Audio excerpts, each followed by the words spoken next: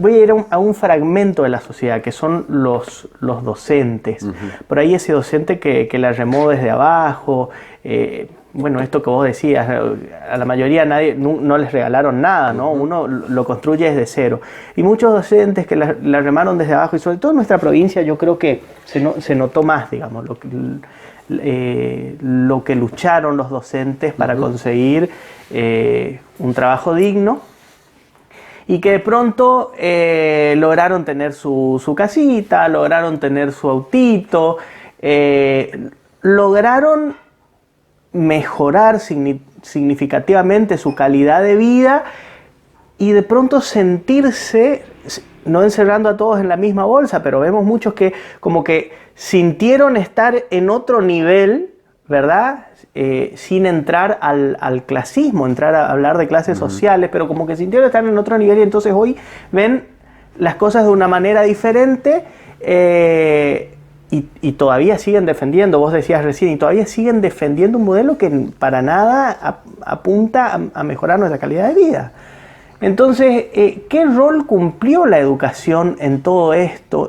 Y sobre todo, ¿qué rol cumplieron los educadores en todo este proceso? Sí, yo creo que ese es el punto, ¿no? Ese es el eje me parece, el eje básico sobre el cual me parece que hay que trabajar un proyecto cultural y un proyecto educativo, que es la toma de conciencia acerca de quién es uno y de dónde viene uno. O sea, porque indudablemente la posibilidad de la movilidad social ascendente que generó el Estado a través de la educación históricamente en la Argentina, siempre ha posibilitado también eso de corrernos y olvidarnos, digamos, de dónde venimos. Entonces eso no nos permite dimensionar a veces que no hemos llegado ahí por una cuestión solamente individual. Sí, lo hemos hecho con mucho esfuerzo y con mucho sacrificio, pero fundamentalmente lo hicimos porque hubo un Estado o un determinado modelo de Estado en determinado momento de la historia que nos permitió hacerlo, ¿sí? Porque en otro momento no se ha podido. Entonces eso me parece que es clave, por lo menos ponerlo a discutir, ¿no? A mí yo no me voy a poner a juzgar, por supuesto, las decisiones de nadie, menos de los colegas, pero sí me parece que hay que revisar un poco cuáles son las condiciones en las que nosotros nos vemos, por ejemplo, respetados o no en relación a una cuestión básica que tiene que ver con nuestro salario, ¿no? De qué manera hoy un maestro de grado que hace 5 o 6 años tenía cierta posibilidad de acceder a determinados bienes de consumo, no digo que la vida solo pase por ahí, pero bueno, es una cuestión, si uno trabaja se supone que quiere obtener una retribución por ese esfuerzo que hace, y cómo está hoy, ¿no? O sea, ir comparando eso. El problema es que en el medio hay unas mediatizaciones, hay unos efectos, ¿sí? Me parece, de un discurso que busca justificar lo que yo entiendo es injustificable, porque lo que nos pasa hoy no tiene que ver necesariamente con las decisiones que tomó un gobierno anterior, tiene que ver con las decisiones que tomó este gobierno, y eso es lo que nos está viendo, ¿se entiende? O sea, todavía se sigue en ese sector que, por lo visto en las PASO, lo pudimos ver, actualmente es una minoría, digamos, excepto en Córdoba y en Ciudad de Buenos Aires, pero en el resto del país, digamos, hubo como una suerte de clamor por algo distinto en las PASO, ¿no? Todavía la elección no está ganada, hay que esperar a octubre. De hecho, yo soy en ese sentido bastante realista, no me gusta celebrar victoria antes de tenerla. Aparte, yo no soy candidato a nada, simplemente estoy dando mi posición. Ahora, me parece muy interesante que nosotros primero como trabajadores de la educación, como docentes, pero también como formadores, podamos ponernos a discutir estas cosas, animémonos a hacerlo, digamos, porque también el futuro de la educación y la posibilidad de que la educación siga siendo una herramienta de transformación, que por ahí habíamos iniciado esta charla, depende de eso. O sea, si no será una educación para pocos, una educación que sirva solamente para generar mano de obra, no sabemos para qué empresas y en qué condiciones, ¿no? O sea, digo, está bien, la educación puede servir para transformar, pero insisto, también puede servir para perpetuar un determinado modelo o un determinado statu quo, ¿no? Entonces eso también me parece que es importante poner en evidencia. De hecho, mientras te dejo que tomes un mate y reformulo una pregunta, a mí me parece cuando menos contradictorio que hoy subestimen la inteligencia del pueblo diciendo que el resultado del voto se debe a la ignorancia, cuando en realidad venían subestimando hace tiempo, manejando los medios de comunicación, manejando las redes sociales, con una estrategia alevosa que de hecho después se puso, tomó estado público, cómo ellos manejaron la campaña con el Big Data, con el manejo de incluso el contrato de empresas, Cambridge Analytica, el contrato de gente que se dedica a manejar la ingeniería social para decirle a la gente lo que tiene que hacer, cómo tiene que pensar. O sea, intentaron manejar el pensamiento de la gente y que en principio podríamos decir que Mirá, pudo Marcos, haber dado algún resultado. Eso que nosotros llamamos la gente, por supuesto que no es un bloque uniforme, ¿verdad? Eso que nosotros y en el que estamos nosotros también, exacto, que se entienda ese eso. bloque uniforme, no es un bloque uniforme, es eso que llamamos la gente, configura distintas modalidades de entender el mundo, distintos orígenes de clase. Ya sé que en el siglo XXI se ha intentado que desaparezca inclusive la idea de clase, pero a ver, en el mundo real no ha desaparecido.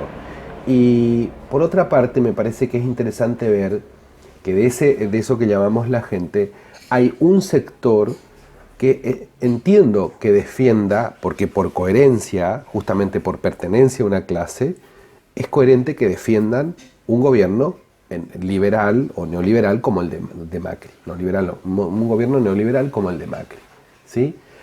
Ahora,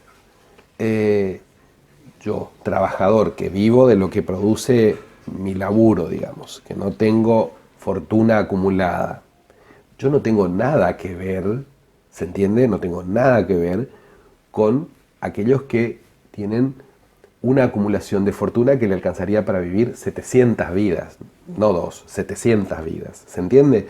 Ahí me parece que hay un problema, que el ciudadano de clase media o de clase baja, ¿sí? El ciudadano que trabaja y que vive de su trabajo, como cualquiera de nosotros, se sienta más cerca de defender esos intereses. La pregunta que yo hago es, ¿quién ganó ayer con la corrida cambiaria? ¿Alguno de nosotros cree que quienes pertenecen al equipo que está llevando adelante las políticas económicas en este país perdió ayer? No, solamente perdimos nosotros. A nosotros se nos siguió devaluando el peso, se nos va a seguir devaluando el salario, las cosas se nos van a hacer cada vez más caras. Pero quienes especulan, o sea, quienes viven de la especulación financiera, ayer hicieron un negocio redondo. ¿Y a quién le echó la culpa el presidente?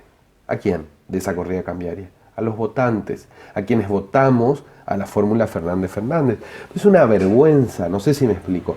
Ahora, es una vergüenza que lo diga en esos términos, pero además es lamentable, es muy triste que alguien que vive de su trabajo como yo o como vos, ¿sí? Sienta que tiene algo que ver con esos que especulan y que ganan fortunas. Hay que mirar un poco más la realidad, ¿no?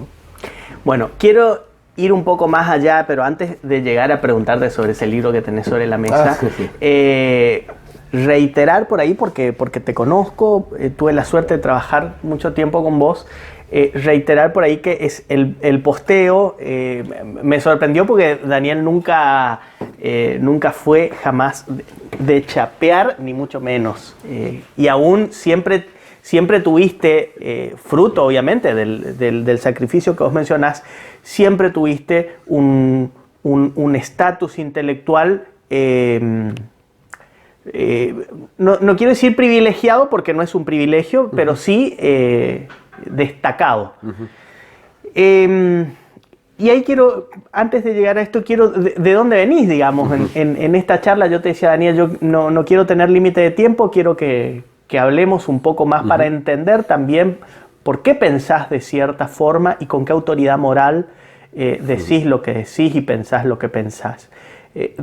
Vos venís de una familia que se forma en la sociedad rural, en la zona rural de la ciudad de Goya. Sí. Yo hice yo viví mi infancia y hasta sexto grado de mi escuela primaria en la zona rural, en Punta Batel, en la segunda sección del departamento de Goya. Y de hecho, yo reconozco ahí un primer momento que tiene que ver con lo que después voy a elegir vocacionalmente, digamos, de lo que voy a hacer con mi vida profesional. Pero digo, tiene que ver con mis maestras, tiene que ver con la escuela y el lugar que ocupó la escuela, pero fundamentalmente tiene que ver con mis padres, en particular con mi madre, que siempre fue una incansable luchadora para que sus hijos pudiéramos lograr lo que ellos, por una cuestión creo que de las condiciones básicamente socioeconómicas, no pudieron hacer, que era que nosotros pudiéramos estudiar para ser alguien en la vida, ¿sí? O sea, en su concepción, ser alguien en la vida implicaba estudiar. Bueno, mi madre el sueño de mi mamá hubiera sido que yo pueda ser médico, que a ella le hubiera gustado ser médica y hubiera sido una excelente médica. Bueno, no me convenció la medicina, pero me dediqué a otras cosas, digamos. Pero digo, tiene que ver con ese esfuerzo también de en determinado momento tener que dejar mi casa para poder venir a hacer la escuela secundaria o venir las vacaciones a hacer apoyo escolar, porque bueno, en la concepción de mi vieja había que reforzar la escuela primaria, porque se suponía que en el campo por ahí dábamos menos de lo que por ahí podía dar un chico en la ciudad. Entonces pasarme por lo menos un mes de mis vacaciones de verano haciendo ejercicios de refuerzo o de fijación de contenidos con alguna maestra aquí en Goya, o después tener que dejar mi casa, como te decía, en sexto grado para terminar la primaria en Goya, porque bueno, eso también implicaba, se suponía en la concepción de mi mamá, un salto cualitativo que después me iba a permitir hacer un buen ingreso a la secundaria. Bueno, básicamente me parece que tiene que ver con eso, ¿no?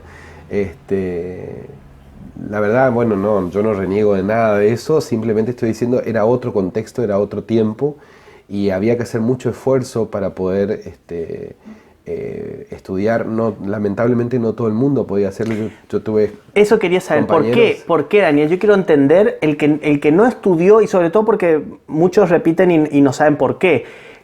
El que no tuvo acceso a las oportunidades que vos tuviste, o el que no llegó a conseguir esas oportunidades, ¿por qué? Primero porque había pocas escuelas secundarias, en el campo no había ninguna en ese momento, y digo, las escuelas secundarias rurales aparecen después. Y además porque había que costearse, digamos, el hecho de venir a vivir a la ciudad, había que hacer una inversión, no había EFAS, ¿sí? No había EFAS, no había escuelas secundarias rurales. Entonces, yo para poder continuar mis estudios tuve que venirme a vivir a la ciudad y tuve que costearme, digamos. O sea, mis padres podían hacerlo, pero otros compañeros no podían, y entonces no pudieron seguir su escuela secundaria. En ese momento la educación secundaria no era considerada digamos, no estaba dentro de la obligatoriedad del sistema educativo, pero aún así, para nosotros, digo, yo toda la vida mi vieja me taladró que había que hacer la secundaria y que había que seguir estudiando y que había que formarse y que había que hacer una carrera para ser alguien en la vida. ¿Se entiende lo que estoy diciendo? Entonces, en ese contexto no cabía otro camino, digamos. Quizá estaba tan empecinada porque a lo mejor ella Totalmente sufrió ese no poder, digamos. Así es. Ella estuvo un tiempo estudiando en la escuela acá, y creo que no llegó a hacer hizo unos meses, y la tuvieron que sacar de la escuela porque se murió la persona que era como el pater familia, y bueno, a ayudar en la casa y a ayudar en el negocio. Ellos toda la vida se dedicaron al comercio. Y bueno, ahí quedó trunca su formación, digamos, pero ella, estoy seguro, hubiera sido una excelente médica. le fascinaba el mundo de la medicina, le encantaba y bueno, de hecho tenía una inteligencia que pudo organizar un negocio, organizar un comercio, que pudo educarnos a los tres, digo yo siempre, a mi papá, a mi hermana y a mí, y fundamentalmente que también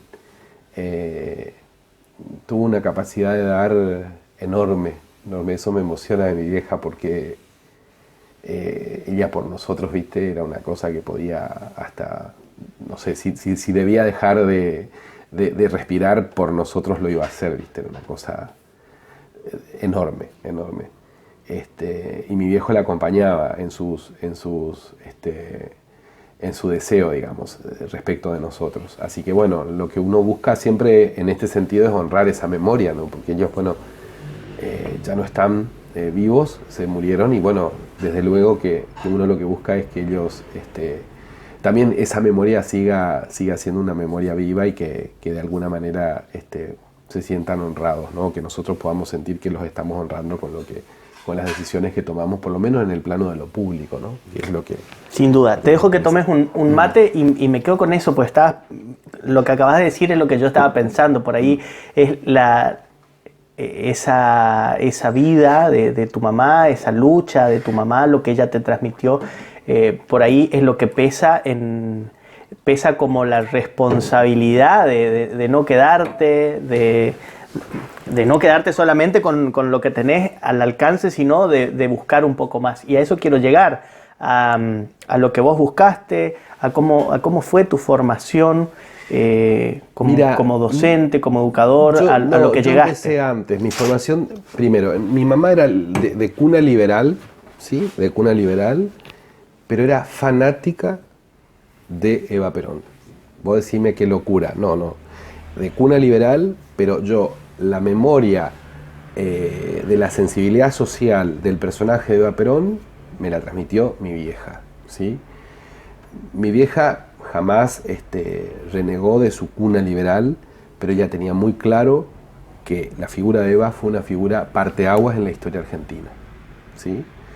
Y que generó ahí algo absolutamente inédito, que inauguró algo del orden de lo inédito en la política argentina. Yo creo eso. Yo cuando era un imberbe, cuando era un adolescente, y la verdad que siempre me interesaron las cuestiones sociales, pero era bastante crítico del peronismo. La escuela se ocupó de transmitirnos a nosotros también una imagen bastante antiperonista, ¿no? Por esto de que, bueno, sí, el peronismo entregó el pescado pero no enseñó a pescar y cosas así, ¿no? Sin embargo, en mi formación, sobre todo en la adolescencia, el contacto sobre todo con, en el campo, uno de los medios de formación privilegiados que teníamos era la iglesia. O sea, la iglesia, lo que se generaba en la capilla era todo un evento y tenía que ver fundamentalmente con largas charlas que por ahí uno podía tener con algún sacerdote, de aquellos sacerdotes formados durante mucho tiempo en un seminario que les había dotado de mucha filosofía, de mucha literatura, y la verdad que tener acceso a eso a mí me abrió un poco la visión también del mundo, ¿no? O sea, poder mantener charlas y sugerencias de lecturas y demás, eso a mí me sirvió mucho. Y luego en la escuela secundaria algunos maestros, ¿no? Algunos profesores a quienes yo reconozco como maestros que me transmitieron la pasión por la lectura.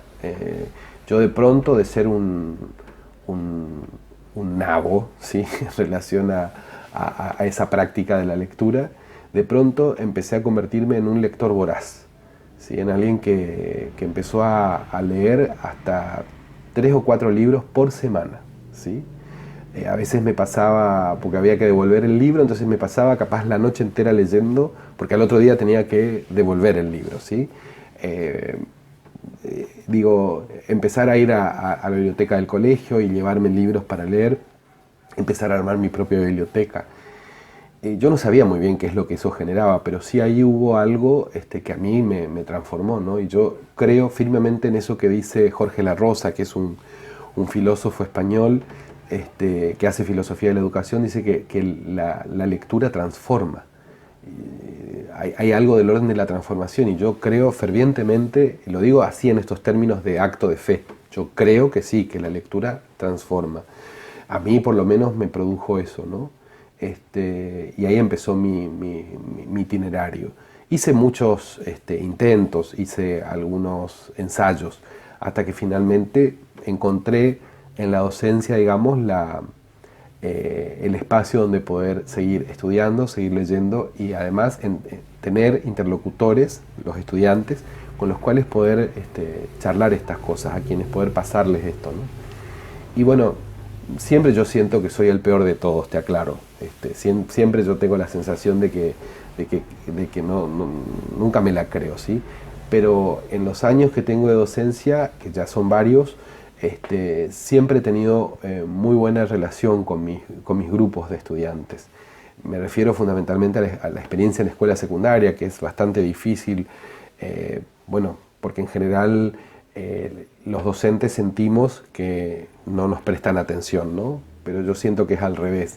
Siento que somos los adultos los que a veces no les prestamos atención. Y los pibes en realidad la pescan al toque y entonces automáticamente se bloquean, ¿no? O bloquean toda posibilidad de diálogo. ¿Qué es lo que falta transformar? De lo que vos me estás contando, primero lo que me queda claro es cuál es tu vocación. Vos decía, a mi mamá le hubiera gustado que fuese médico. Bueno, no era tu vocación la medicina. No. Nos queda claro cuál era tu vocación. Sí. En esa educación, en el educador, ¿qué es lo que falta transformar, Daniel? Veo ahí sobre la mesa que tenés tu libro, ya lo presentaste, La construcción del educador. ¿Es tu primer libro tuyo sí, vos solo, digamos? Como autor, sí, sí. Es mi primer libro como autor, sí, efectivamente. Bueno, yo lo que creo básicamente es que hay que generar un trabajo de reflexión y de revisión fuerte de nuestro propio mundo de creencias.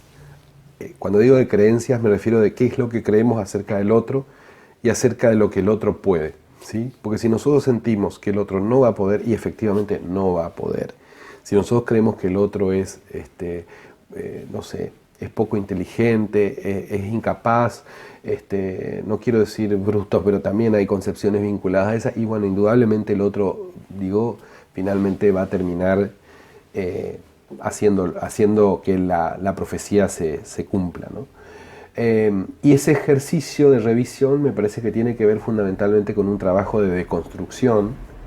Por eso el libro lo que hace es plantear una suerte de mirada acerca de cómo se construyó, ¿sí?, la docencia, ¿sí?, o cómo se construyó el modelo de educación o de formación de docentes en la Argentina desde que el sistema educativo se configura como tal y busca una herramienta para formar docentes, que es justamente la escuela normal, ¿no? El normalismo, de la mano de Sarmiento, por supuesto. No reniego de eso, no reniego de la historia ya está, fue.